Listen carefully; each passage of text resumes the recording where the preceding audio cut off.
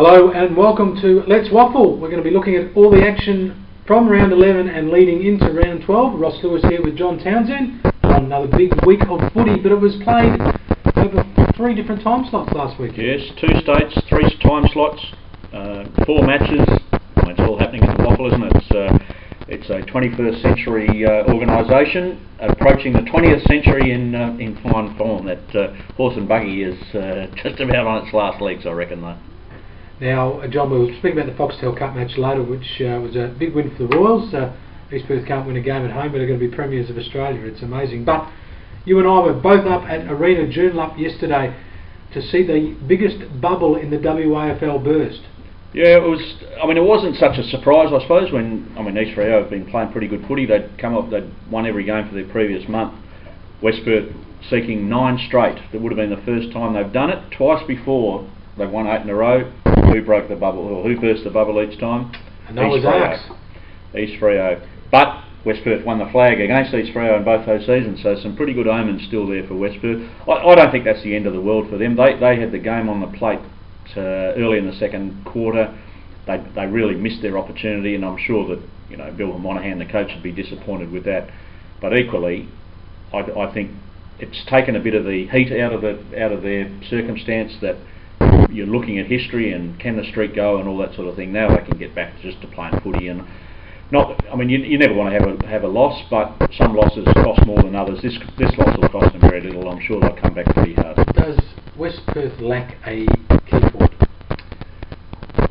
Yeah, they probably did. Though Salikas was very good, and he got one of the awards after the game. It's good to see you pronounce that or hear you pronounce that correctly too. There's a number of commentators who have still not mastered. Well, we're in the pronunciation business, Ross. You know that. So as long as we can spell it right, and I think it starts got the emphasis on the wrong syllable. SCLAR, isn't it? He took 10 marks. That fella. I'm not going to say his name again now. Thanks, Ross, for that. So Salikis, 10 marks, but he's. It's not actually Salikas. It's Salikis, isn't it? Oh. You put on your best Greek. Where's Basil Zampoulis when we need him? Yeah, Slick. That'll do. Anthony the Slick. Just didn't nail the shots at goal, and Mellington's okay. He's a young bloke on the Freo list. He floats around up there. Interesting, they had Lecras go forward briefly yesterday, third quarter perhaps. But on the whole, their strength has been their very good midfield and the best defensive unit in the comp. But you've got to kick more than 10 goals. Obviously, that lack of a winning forward on the weekend hurt them. But they'll find ways to come back. I'm sure they're just so good elsewhere. So, Salasic's the other one. I got that one right too, I think. Very quiet game. You'll be working for SBS shortly. Yeah, why not? I'm good looking enough to go on TV, obviously. Salasic's very quiet. A couple of their other blokes pretty quiet. So that as I said at the start, that I don't think it's going to do them too much harm. They'll come back pretty well, and Salasic and Salikis and these other blokes. That's just a little bit of a tickle perhaps, and a reminder that you've got to be on your game all the time, particularly against the top 4 or 5 sides, that if you're not, you'll get run over. Now, it would be remiss for us not to say where we are today, since we do travel around the league. We do take our own props with us, of course.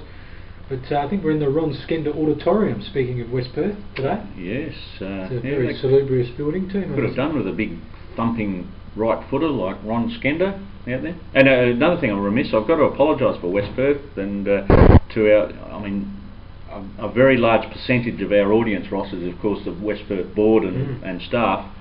I made a fatal error. I said they'd won 17 flags. Of course they'd won 18. So it's the first error I've made in covering the Waffle in 25 years, I reckon. But you'll learn to take your shoes off now when you start counting. Yes, I know. So to all those West Perth supporters out there who are going to firebomb the West Australian because we said you'd won 17 flags, not 18, profound apologies. And maybe that 19th is a little bit closer than we first thought. Now, John, speaking of feedback, we've got an email address: online sport, all one word, onlinesport at wanews.com.au. We'd like to have a little graphic running across here, but haven't quite got the money yet. Spring is taking it out to lunch. So online sport, all one word, at wanews.com.au. We want your feedback, including we want to know who the best player in the WAFL is at the moment. Well, that's a very good point. Chad Jones not far off it, I reckon. Ashley Hanson's not far off it. They were both very good in the Claremont Swans game. Claremont back on track. Swans just about season over, 3 wins after 10 games. Going to be very hard for them to make it. I think one more loss will be the end of them. They're probably gone now. Hanson was very good though, 7 goals, and he's a highly experienced AFL player. Played in a WAFL Premiership, played in an AFL Premiership, and if he'd only had a little bit more support, perhaps they would have got over the line, Swans. But as it was, Claremont were pretty intense. They were tough. They were back to the form from the start of the year, and I noticed that they've gone back on top of the ladder actually, just through percentage. So it's probably a season in 3 now, with East Fremantle really showing that some very good judges at the start of the year predicted they'd have a good season, and they're certainly doing that at the moment. So maybe Claremont, West Perth and East Fremantle out of those 3 at the moment. Top 4 could be settled already, John. There's 2 games gap between 4th and 5th, although Perth do have a game in hand. Yeah, South Fremantle have just been hanging in, haven't they? I mean, it's a sign of a good club that they haven't played great footy. Their injury list is from here to muck and budden. Something wrong about Fremantle Oval in injuries at the moment, isn't there? But they keep hanging in, the Bullies, don't they? They won another tough one against Peel the other night, won by 8 points, and they're still in 3rd spot. Massive game this weekend though, the Foundation Day Derby at that very salubrious East Fremantle Oval, and how does that keep going on? Well, it just sits there, that's all it does. How does a sand dune remain? How would you be if you're in the WAFL marketing department and you're trying to pump up the biggest standalone game? Sorry? Well, how would you feel? Well, you'd go, geez, what am I doing here? But you're trying to pump up the biggest standalone game of the season. It's the WAFL's equivalent of the Anzac Day fixture, and you've got to go to West Fremantle Oval. Well, I mean, there'll be a good crowd. I mean, we expect there'd be, weather's good, there'll be 7,000 or 8,000 people there, 3rd versus 4th. But every year there's a problem. They throw the gates open and people are just throwing money into buckets, toilets don't work. I mean, is it really time that the WAFL steps in and says, we're going to do this for the betterment of the competition, not just for your own self-interest? No. Okay, thanks. We'll move along. Foxtel Cup. East Perth, big winners, well not quite big winners, but they were big winners in the first half, and you could see that they were going to run out of gas in the second in the humidity up in Darwin. They did just that, and the Northern Territory Thunder got to within 6 points in the end, John. Yeah, well they go through to the semi-final now, East Perth, and it's... Probably North Ballarat, is that correct? I think they North Ballarat play Williamstown, I think, in the other Williamstown, I should say. They played North Ballarat round 1, yes. Williamstown against West Adelaide, who are flying in the sample, yep. And if East Perth win that, they go through to the final. Could well be Claremont going through as well, so we could have the 2 best state league teams in the comp coming from Perth, and which means the final, I would presume, would be played in Perth in a couple of months' time. And but East Perth going pretty well. They've shown some good signs, I think, in the last 2 weeks. They certainly belted Peel, and then they belted Perth last week, 2 reasonably lowly sides, but they're on track and coming along nicely. They're one of those teams that are well back, 3 and 6 at the moment, so they're well out of the 4. But they've done it for the last 2 years. They've caused pain. Can they make it?